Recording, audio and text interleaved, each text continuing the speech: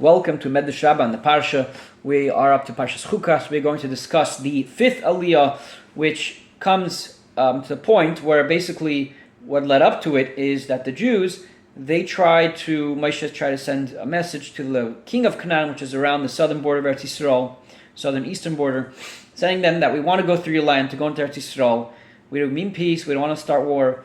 But the king of Canaan didn't allow it, so the Jews decided to just continue on with their path and going further north.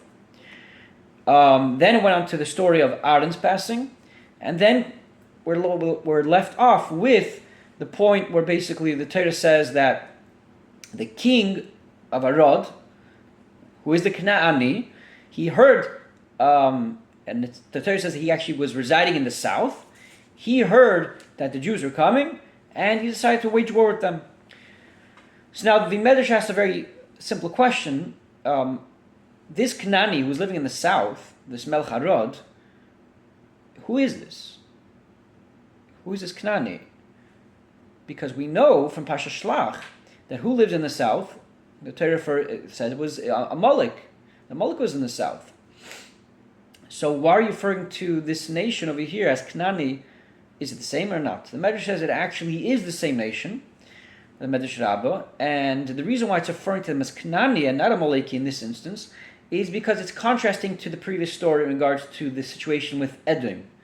That in Edom, Hashem actually told Moshe, it's mentioned in the beginning of Dvar, Moshe describes Hashem told him you cannot start up at all with the Edomim. This is the land I gave for specifically for Bnei Esav. Don't mess with them. So there was specific instructions. So in contrast to that, the Torah is referring to Amalek as the Canaani, because the Canaani actually over there, it says in Sefer Dvarim that all the nations of the land of Canaan, the Jews actually are allowed to completely annihilate them. Right? If they start up with them, you have to annihilate them, destroy them.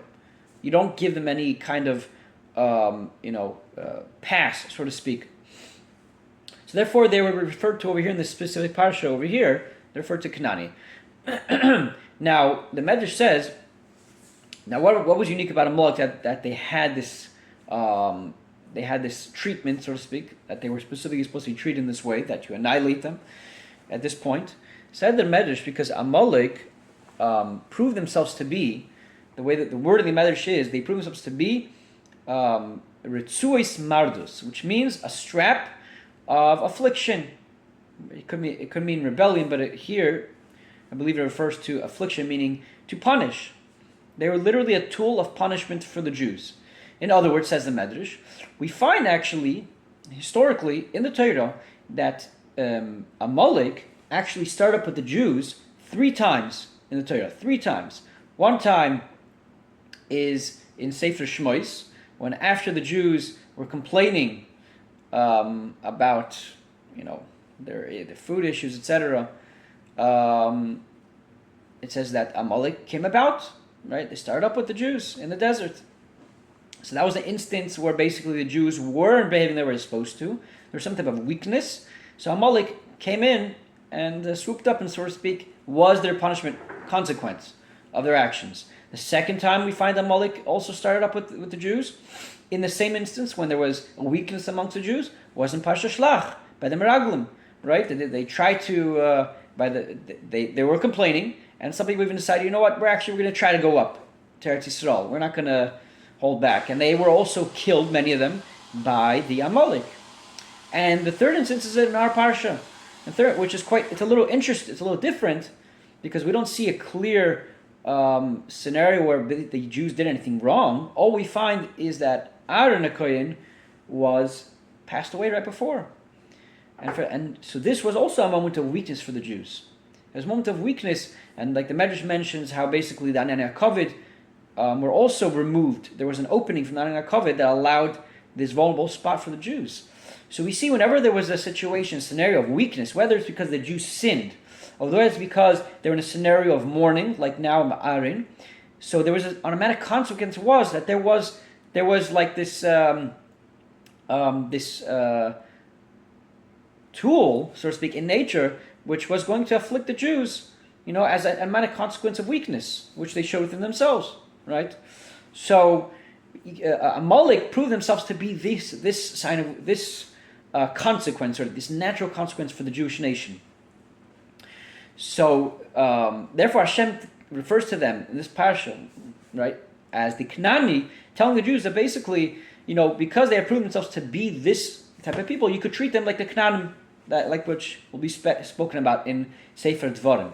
So you see, it's quite an interesting lesson over here about, at least in these scenarios for the Am Yisrael, how you're supposed to treat your enemies. Esav was an enemy, and Amalek were enemies as well. In this scenario, the difference between the two, how to decide when to fight them or not, and how to go about them exactly, is to know basically how they, historically, how they approach you and how they view you. So when it comes to Esav, even though they were hostile to the Jews, but because they didn't prove themselves to be as a natural consequence to the Jews' weakness, so therefore Hashem says, you don't have to destroy them. You don't need to destroy them. Move on. It's not worth starting with them. But Amalek, which proved themselves to be this type of nation, they're not just hostile to the Jews. They're also a consequence to the Jews' weakness, right? They're almost like basically like a cause and effect of the Jews' weakness. You're weak. You're going to have this. So therefore, you have to fight them no matter what. If they're in your way, you have to destroy them. It's not an option. So this is quite a powerful, interesting point for the Am Yisrael. When they see that there's a consequence, there's hostility, there's people that are taking your weaknesses, like we see nowadays in the scenario in Eretz Yisrael. There was a weakness amongst Am Yisrael, right? There was a massive machlokes within Am Yisrael, and there was this vulnerable spot where a natural consequence, so to speak, moved in. So such a Am, you see, like Amalek, they have to be destroyed. You can't just move on and go weiter. This is because as long as there's going to be vulnerable spots, people always have vulnerable spots. As long as you're going to have that, there's going to be consequences to that vulnerable spot. Unless you're going to be strong, unless you're going to be, right, you're not going to be vulnerable.